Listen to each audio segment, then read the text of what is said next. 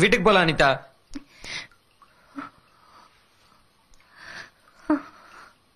போ. நான் வரல. போ. ஐ லவ் யூ கதிர்.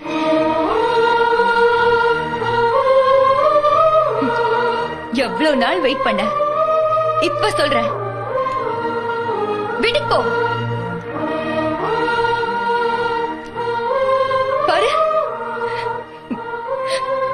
இந்த மாதிரி ஒரு பொண்டாட்டி வேணாமா? கிஷோர் தான். இல்ல அனிதா. ஐ லவ் யூ கதிர். என்னை வச்சு நீ எப்படி காப்பாத்த போற? I love you. ஒண்ணு பயத்தை விடு, இல்ல என்ன விட்டுரு.